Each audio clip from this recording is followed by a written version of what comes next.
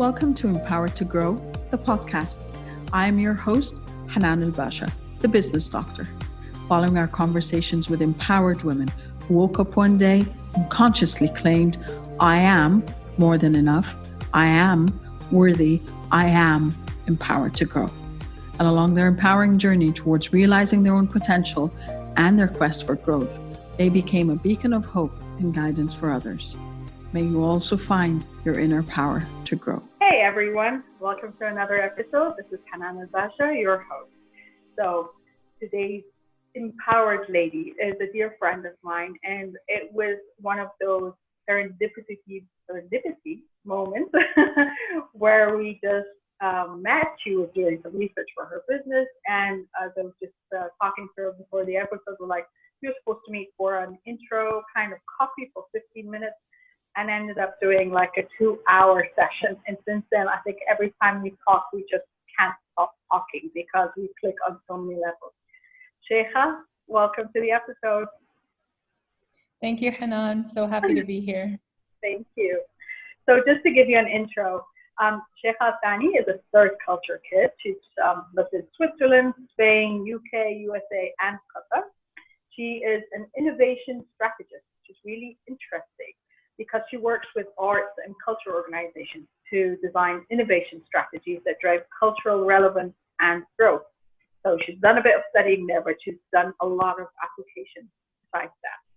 Aside from her job, Shaikha is an entrepreneur and an advocate for self-healing. And I think these are two of the areas that made us click on so many levels. She's committed to providing and holding spaces for women to foster self-discovery, healing, connection, growth, and radical self-love. Shaikha, now I know that we spoke a bit before the episode, and we've been speaking before that. But when I sent you and told you, Shaikha, I want to interview you on my podcast, and the show is called Empowered to Grow. What came to your mind then when you heard this phrase? Well, first of all, I was really happy that you were doing a podcast. So I had a little dance in my room about that. I think when I think of empowered, the definition is in the word itself. It's power, right? It's being able to stand in your own power, to fully see yourself, to be able then to live the life that you want, and sort of when you start doing that, it radiates to other people. True, very true. So in that sense, you think of it as a source, as an energy source that if you tap into, you can actually resonate and radiate it to others. Exactly. It's definitely a source. It's definitely something that I feel like lives inside you. I think it lives inside of everyone. It's just one of those things that for a lot of us, it's hidden under a lot of layers, and we have to peel back those layers and get to it. But I think once we get to it, once we clear all the spaces that are occupied with everything, we usually get to that source of power. And I think that's what helps us as people, individuals, stand on our own 2 feet, and gives us the power not only to be able to see the world in the way that we want, but also live in the life that we want in the world. That's amazing. I love that. So speaking of which, you empowered yourself to grow in your own unique way. Would you share with us a little bit about how you came about that? Gosh, how much time do you have? I have all the time you need. Well, I guess for me, I never felt like I was someone that was empowered. I grew up obviously feeling very independent, and with that I had this sense of power, but I think it was a very false sense of power. And I just remember, I think it was about 2-3 years ago, where I sort of started feeling this itch inside me where it was like, I don't feel like I'm living the life that I want. I don't feel like I'm feeling as fulfilled. There was just, I kept noticing patterns in the things that I was doing that weren't really giving me what I really needed out of life, out of the relationships, out of the choices that I was making. And I just sort of almost had enough. Mm-hmm. And it actually started with my physical body, where I was like, my shoulders and my neck were always tight, were always pulled. There was always some issue with it. And I sort of, and I had knee problems, and I was only 30 at the time. It wasn't that long ago. Yeah. And I decided, you know what, let me just start there. Sure. And so I remember just taking a Pilates class, because I was like, I'll just start there. And I mean, it was one-on-one sessions, and I remember having this instructor who, looking at her, you could not tell, but she was a beast. And she, I know those. I have had a few of those coaches. no, I mean, she whipped me into shape, and I grew 2 inches out of it because my body was so compressed. But interestingly enough, and funnily enough, she was the one that snowballed all the other healing that came through. Because I just remember the first day she looked at me, she was like, no, you need to go see a manual therapist right now. And she goes and sends me to her doctor. And I go and see this therapist, and the therapist said something to me that blew my mind away. And they were just like, you should be feeling good in your body. This isn't normal. And I was just, at that time, it was so radical. And I was like, oh my God. And they were just, they were looking at me, and they were working it on me. And they were saying, you know, a lot of this is just stored up tension and stored up emotions and stored up trauma in your body. And we can do what we can physically, but you have to also look at it emotionally and heal yourself. And so that's when I decided that I was going to go to therapy. And I had dabbled with therapy before in my 20s, and it just never worked for me. I did not like it. And so I was very against it. I was sort of allergic to it now. And I was like, I don't want to go. I didn't do anything for me. I wasn't going to, you know, nothing was going to come out of it. And I actually went through 2 or 3 therapists until I found one that actually worked for me. And that's when it made me realize and click that, you know, I have a healing language too, you know, and there's a certain person that I need to be with in order to be able to heal.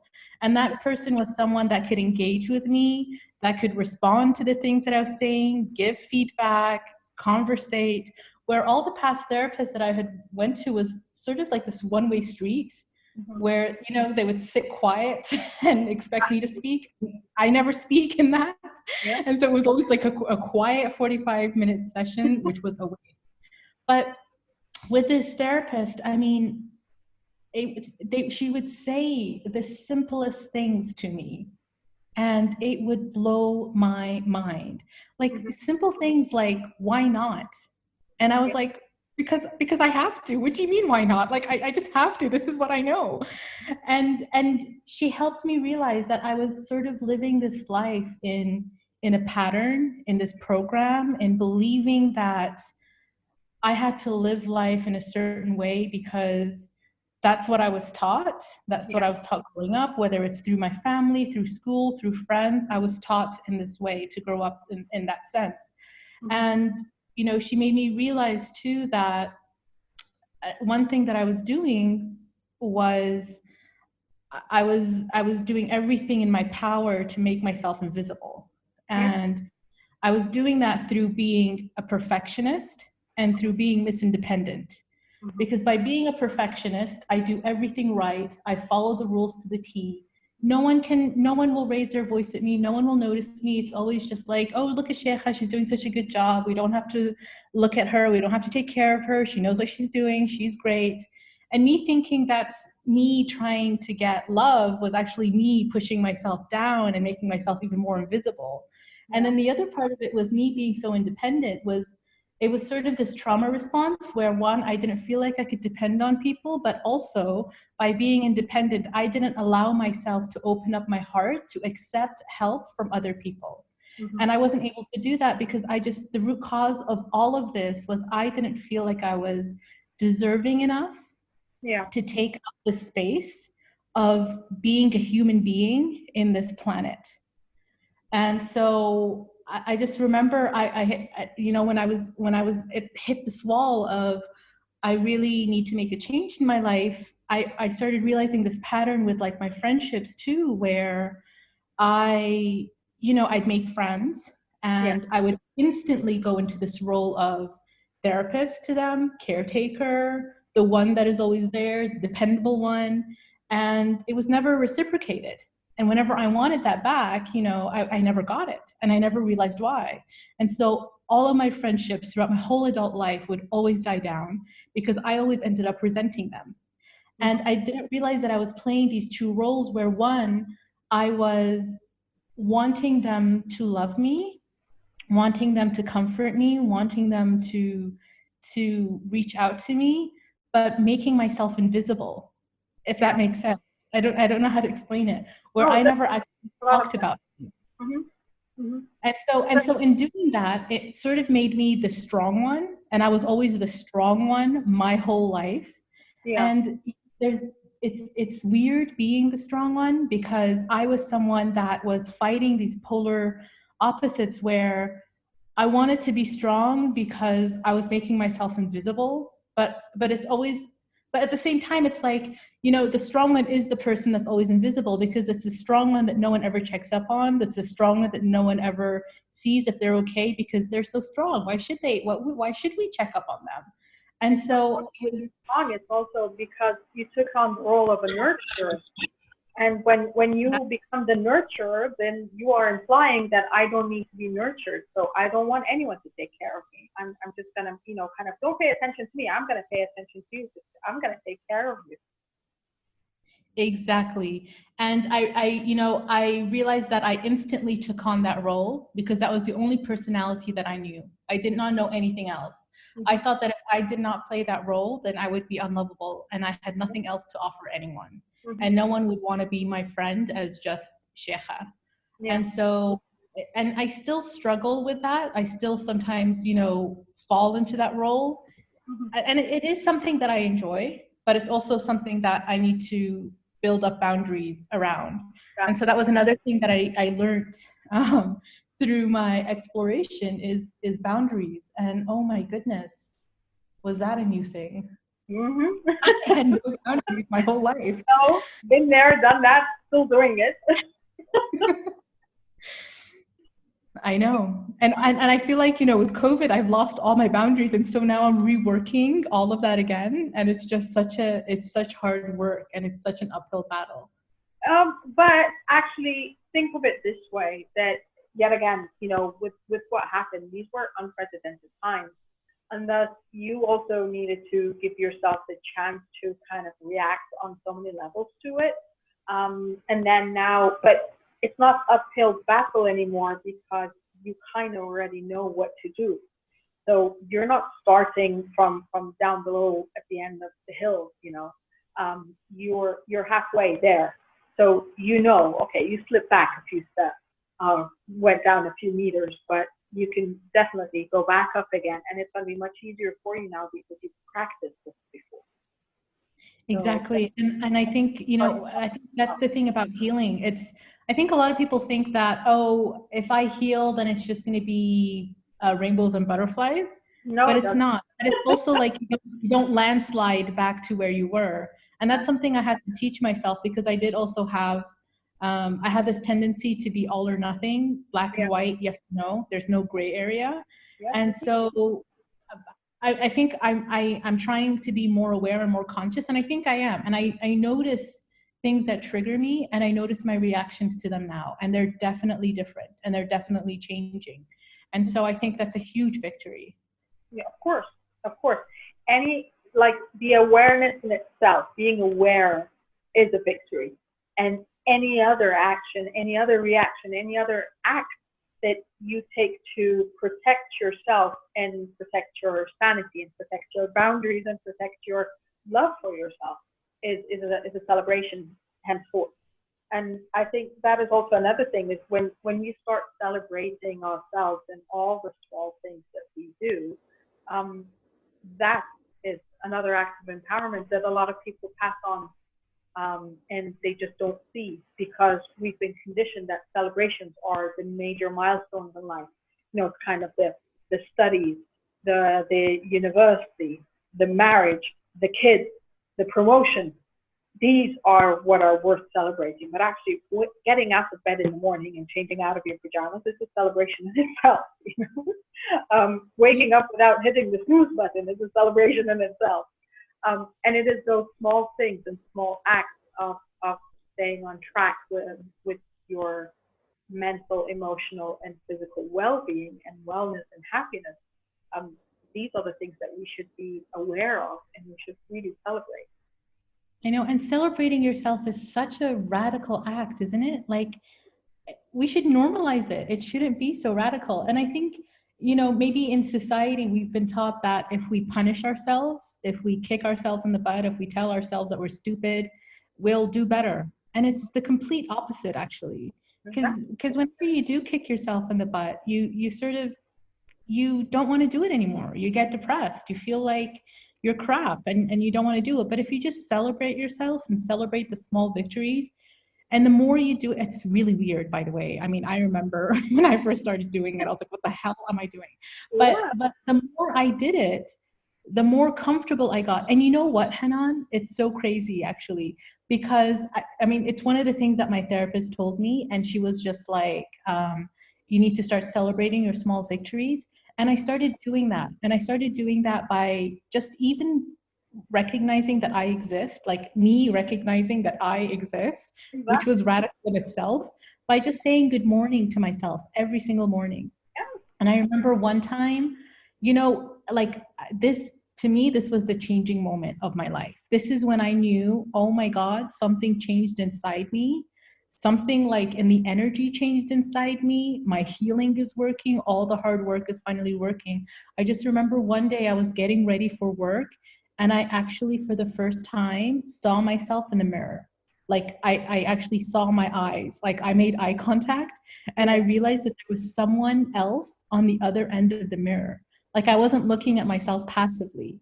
And it's so hard to explain, but it was like, I just remember jumping for joy. Like I did a double take and I was like, wait, did I just see myself? Like I actually saw myself. Like I exist. I'm here. And I swear to you, Hanan, like I used to laugh at the people that believed in The Secret and the law of attraction. But after that day, the things that happened in my life, the opportunities that came to me were ridiculous. Like I couldn't even imagine. Yeah. Because as you said, you stopped and you acknowledged your own presence.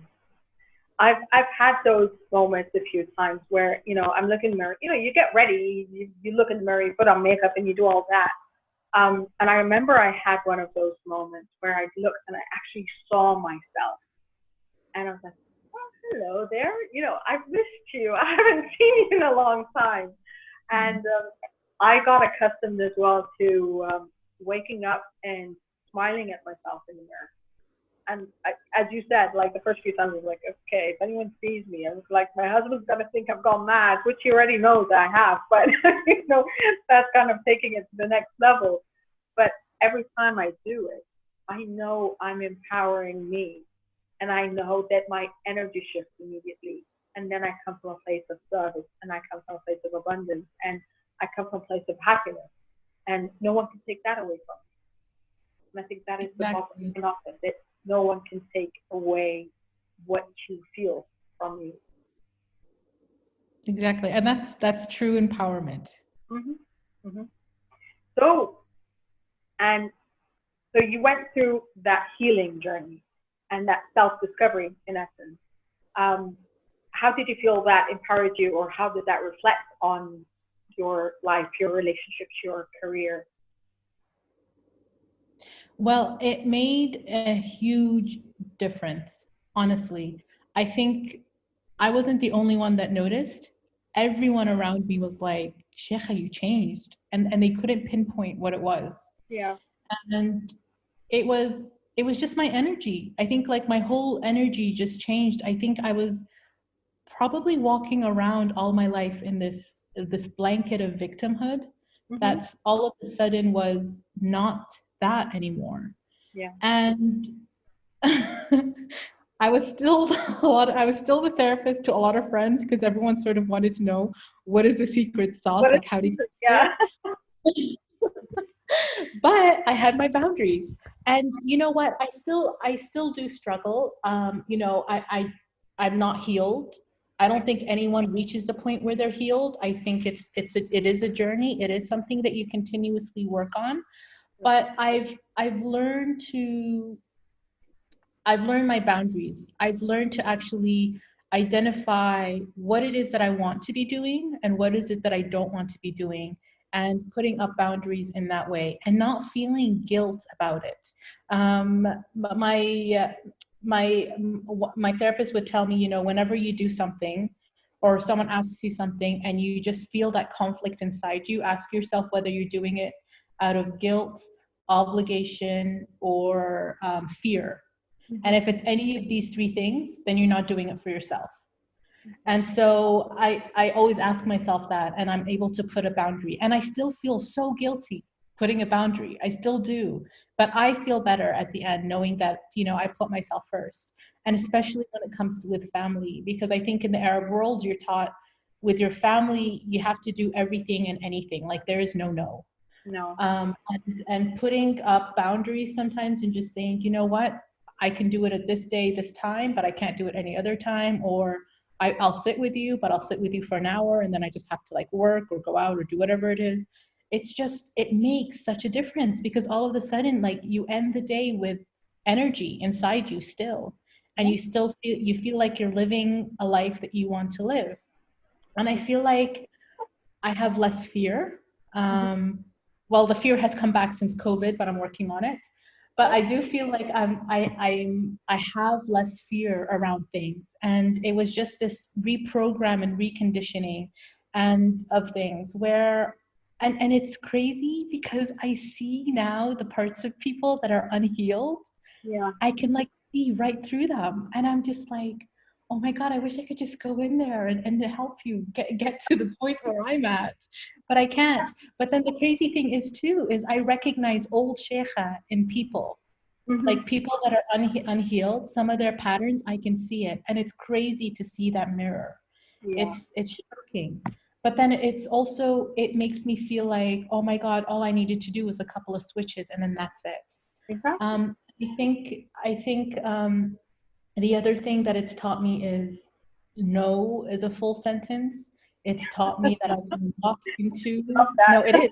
No is a full sentence. It is. I don't have to justify beyond that. Just no. No, because I used to over explain. No, but no, and no, but I'll, and no. If you don't want to do it, you don't want to do it. That's you being honest and transparent. And trust me, that's going to save you and everyone else a lot of grief. Exactly. It's true. We resonate on so many levels. I'm like, I'm shaking my head here all the way. Oh, I'm so glad. No, this is good. And I think the other thing that it's taught me too is I do the things that I want to do, and I don't do the things that I don't want to do. And, if I need to take time to myself, I do. I think it's also taught me that it doesn't have to be perfect. I don't have to go the whole 9 yards. And it's taught me that, love comes from me. It doesn't come, it's nice to get love from other people, but that's sort of the cherry on the cake. It's not where the source of love should come from. It comes from you. And I still struggle. I still want approval from others. I still want love from others. But I think that if I spend a lot of time with myself, I'm able to do it. But yeah, and I've learned, I've learned to take up space. I used to make myself so invisible. I've learned to take up space. Can you believe it? Last year was the first year that I fully and unapologetically celebrated my birthday. I let people sing to me. I had 6 birthday cakes. I had all the candles, and I had a full birthday week. And I've never done that. I've never allowed myself to stand there and be noticed. And I feel like I can do that now. I can stand in my light. I can stand in my presence and say, hi, I'm here. I think to me that's people to hear this, because I think everything you are saying is what a lot of women feel. As we were talking just, I think before the episode, we were talking about, the unlayering of so many labels, responsibilities, obligations that we have growing up from girls The all the invisible way labor. to women, and just realizing that you can take up space, you have the right, and you should not feel any shame or guilt related to that, and to fit out as much as you want without feeling like you are abnormal in any way or outrageous in any way. That is a beautiful message. And that is one that we need to keep reminding ourselves of and telling everyone that. And that is the way we should be raising our girls, to stand up for themselves, to speak their mind, to voice their concerns, and to go after their dreams, whatever the dream may be. You know, I remember growing up, it was like, you know, there were those that, I just want to get married and have kids and stay home. And I used to look at them like, what's wrong with you? You should always have a career and stuff. But actually now, good for you. If that is your dream and that's how you will be fulfilled, then good for you. You should do whatever you want to do, not what is expected of you and not what you feel obligated to. Exactly. It's the good girl conditioning. Yeah, exactly. That's literally what it is. And now it's like you've woken up and you know you sort of want to shed that. I just remember, like, I think in the Arab world, for females, there's a lot of pressure in getting married. It's almost like a milestone that you have to reach. And I just remember, you know, getting so anxious because it was there in my subconscious. I was like, oh my God, I'm going to reach a certain age. I'm going to be 30 and I'm not going to be married. I'm not going to have a family. I'm a complete failure and all these things. But I mean, I'm 33 now. I'm not married. I have no kids and I'm really happy. And it's not like, it's obviously it's still in the back of my mind. Like, obviously I'd still love to be married, but I feel like now I want to be married because I want to be married and not because I feel like I have to tick it off. You know what I mean? Yeah, I definitely know what you mean, because I had those same things. I graduated quite young, so I graduated from university at 20. I'm the eldest of four sisters, and of course, as soon as I graduated, everyone started to look at me. Huh? What's happening? You know, when are you getting married? And one of my younger sisters, she got engaged before me, and everyone at the engagement party was looking at me. So when are you getting engaged? I'm like, I'm not now. I'm not ready. I don't want to. And you know, I was kind of really socially and mentally and emotionally pressured into, come on, time, you know, the time's ticking. Why aren't you like committed? Why aren't you that? And I got married quite young. I got married at 24. And in retrospect, and I know my husband and I speak of this. So I was 24, he was 28, and we speak of this. We're like, we were very young when we got married. And, you know, that should never be the case for anyone, because you don't know who you are then. You are still figuring out yourself. You are still figuring out what you want to do with your life, and then you're sharing a life with another person, and you're kind of finding your ways of how do you become compatible and how do you complement each other, but without losing your space, both of you, as a man and as a woman. Because, you know, also for us, that men get conditioned in a certain way as well.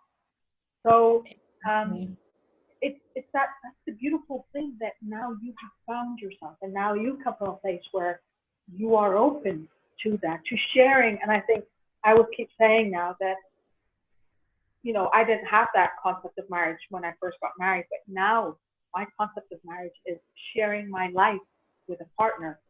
Exactly. Now we can share our lives together, rather than you're letting me into yours or I'm letting you into mine, and you know, we have to battle each other for this space here. You're my soul. It's none of that. And it's crazy, you know. I think when I was little, you know, I had this goal, by 25 I'm going to be married.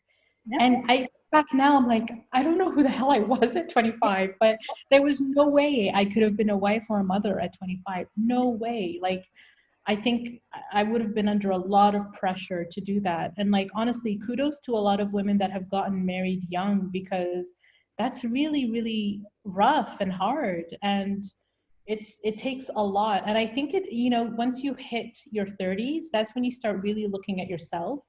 And you start really figuring out what it is that you want to do.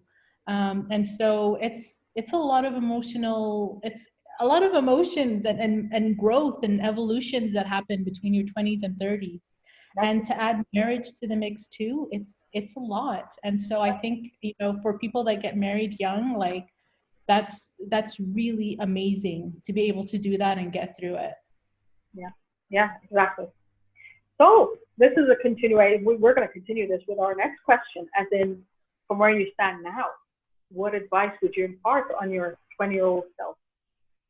Ooh, what would I give? Okay, what would I tell my 20-year-old self? I would tell my 20-year-old self that I am deserving and I am worthy of being seen and being loved and being a functioning and contributing person in life. I would tell my 20-year-old self that you know, the things that I was feeling were not just things that were sort of made up in my mind. They were there and they were there for a reason. And I probably needed to spend a bit more time looking at it.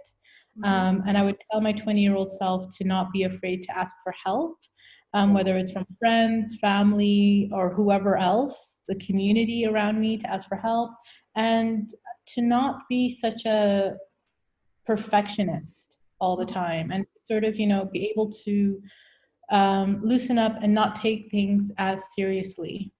Yeah, I love that. So we put you in or you have a future time capsule. What would you aspire that your 90-year-old self thank you for? My 90-year-old self say to me now? Yeah. Oh, okay. Well, I think I would probably tell myself that, oh God, now I have to really take my own advice. But I think I tell myself that, you know, you living, like, you're not here to live a life to only work. You're here to live a life for other things. And I think one thing I'm struggling with now is that work-life balance and that boundary. And it's, you know, I'm working through not being defined by just work, but by other things. And so I think I definitely, looking back at this time, that's what I would tell myself. So you would thank yourself for finding that boundary and sticking to it, so you can grow beyond just, or define yourself beyond just your career. Exactly. That would be nice. So this is our final question. You're on a stage and you're summing up a powerful, empowered to grow speech to an audience of tens of thousands of women.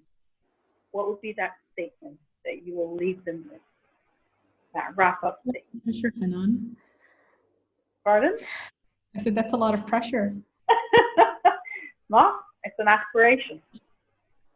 What would I leave them with? What would I leave them with? I think what I would want to tell them is that all of us inside have power. We can stand on our own two feet, and we are able to ask for what it is that we want, live a life that we want, and be seen and be heard in the way that we want. And all that takes is a bit of I hate this word, but reprogramming, and looking at life from a different way. Looking at all the programs, looking at all the habits, look at all the societal rules that have been imposed on us, and just asking the opposite, like, why not? Like, why can't I not do this? I think reprogramming is reconditioning, if you don't like reprogramming. Reconditioning, yeah. Well, they're both the same, because I feel like I'm a rablat. But conditioning is a bit softer. I heard myself just say rablat, and say lab rat. But no, I mean, they're both the same, but essentially it's what it is, right? It's saying you're in the matrix, essentially, is what it is. And you sort of have to break free. And it's really rough to break free, because when you do, you're sort of that pariah. You're like that crazy person. You're that Jim Carrey and Keanu Reeves, which I'm one of them now. But but you sort of look at life and you're just like, why? Yeah. Like who put these rules down, and why? So yeah, so I think what I would do is I would tell them that, and you know, it's the conditioning that they sort of have to work through, and the power is within them. And I think if they're able to see themselves for who they are, stand in their power as just individuals, they'll be able to really live a life that is fulfilling to them. I love that. Well, where can our listeners find you in the virtual space? Geez. Well, I'm pretty anonymous in the virtual space. Do you want I hide from my brother. Your business account? Yeah, I mean they can find me on Instagram if they want. It's Shaikha Al-Thani _. Mm-hmm. I'm gonna include them in the show notes anyway, so maybe so people could connect if they want to kind of, for the ladies who want to say thank you for your message, or you know what, we can work through this together, or you know, create the tribe, the empowering tribe, which is my aim anyway with the show, that message goes across to as many women as possible, and that together we create an empowerment tribe, not out of riot, not out of anger, but out of love and out of service to ourselves and to others, just to ensure that, you know, we come from a place where we believe in ourselves, believe in our potential, and are able to stand our ground in that sense, from a place of love, not from a place of anything. I love that. Shaikha, thank you so much for coming on the show. I loved our discussion, and it, you know, kind of, we expanded into so many areas, which is amazing, because as I told you, that was the essence of what I wanted to capture. I wanted to capture these enticing conversations with beautiful women and beautiful spirits, and to be able to pass on the message to others who listen to us. So thank you for sharing your energy and your pearls of wisdom with us today. Hanan, thank you so much. This was so enriching to be on your show. Well, thank you. Thank you everyone for listening. And as always, love, abundance, and prosperity to you all. Catch you next time. Thank you for listening to the Empowered to Grow podcast. For further engagement with a tribe of empowered women, join my Facebook group, Empowered to Grow, or visit my website, www.hananulbasha.com. I'll catch you on the next episode. And until then, know that empowered you empowers others. Love, abundance, and prosperity to you all.